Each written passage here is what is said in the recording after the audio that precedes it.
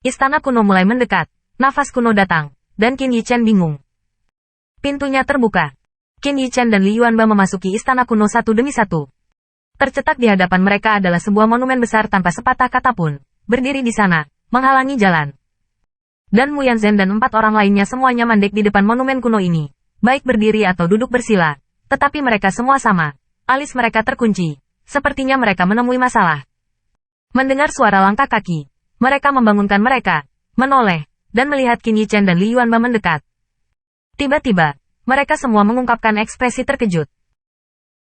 Li Yuanba tidak terkejut ketika mereka mampu mencapai 10.000 puncak. Tetapi mengapa Qin Yichen mendaki? Tanda seru. Tanda seru. Tahukah Anda, di belakang, mereka hampir memilih 4 orang untuk bergabung bersama sebelum naik.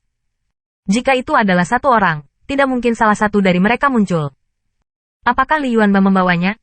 Penjelasan ini tampaknya berlalu. Setelah semua, hubungan antara Li Yuanba dan Qin Yichen dapat dilihat secara kasat mata. Dan yang terpenting, mereka tidak berpikir bahwa Qin Yichen dapat muncul sendiri. Namun, mata Mu Yanzhen tertuju pada Qin Yichen. Meskipun Qin Yichen terlihat berbeda tidak secara keseluruhan di permukaan, melihat Qin Yichen yang datang memberinya rasa penindasan yang tidak dapat dijelaskan. Seolah-olah seekor binatang desolet hebat datang. Perasaan ini, dia hanya merasakannya sebelumnya di Li Yuanba. Orang ini, apakah kamu benar-benar menggunakan laut emas Ganglei untuk memadamkan tubuh? Tanda seru. Mu Yanzhen tiba-tiba memikirkan Qin Yichen yang berada di tengah gemuruh lautan emas. Sepertinya dia tidak pernah menggunakan True Origin sama sekali. Orang gila. Ini benar-benar gila. Kekuatan destruktif dari guntur laut emas Gang sangat menakjubkan. Itu adalah energi khusus yang digunakan untuk melemparkan beberapa senjata spiritual khusus. Dan Qin Yichen, sebenarnya menggunakan laut emas Ganglei untuk meningkatkan fisik. Apakah dia ingin mengubah tubuhnya menjadi senjata spiritual? Tanda seru. Tanda seru. Bahkan Li Yuanba menderita banyak luka saat ini. Tapi Qin Yichen, tidak terluka. Kontras ini membuatnya agak tidak bisa diterima. Melihat 2 dari mereka datang, Qiao Linlang menggerakkan mulutnya, sama sekali tidak berbicara. Tetapi terus menatap prasasti batu tanpa kata itu. Qin Yichen hanya mengangguk dengan Mu Yanzhen dan mengalihkan perhatiannya ke prasasti itu. Mu Yanzhen 4 orang sudah lama berada di sini. Tetapi masih mandek di sini. Kita dapat melihat bahwa ada misteri lain di monumen tanpa batu ini. Tunggu lama. Kecelakaan. Petik 2. Ketika pandangan Qin Yichen jatuh pada prasasti tanpa prasasti, tiba-tiba, jalan rintihan datang dari telinganya. Gelombang demi gelombang, gelombang demi gelombang, pasang surut. Monumen batu di depannya jelas tidak dicat, tetapi jika dia melihat gunung berapi 10.000 zang meletus, lahar menodai seluruh langit dan bumi, dan sepertinya telah sampai ke lautan luas, dan ribuan ombak besar menghambur ke atas meja. Suara dan gambar mendorong detak jantungnya, dan bahkan asal sejatinya di dalam tubuh mengikuti kegelisahannya. Tampaknya bergelombang seperti gelombang vulkanik, dan itu akan disemprotkan darinya ke dalam tubuh. Keluar.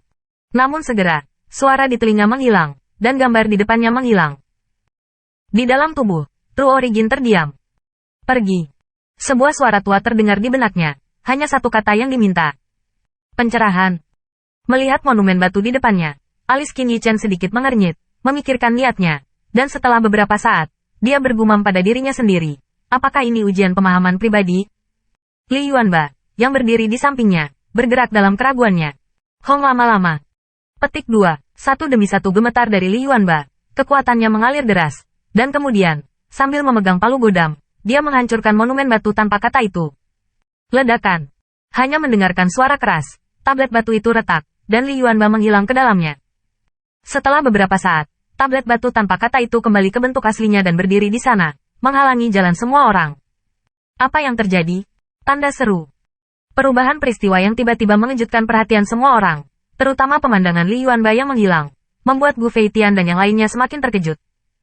Anda tahu, selama mereka diblokir di sini, mereka melakukan semua yang mereka bisa.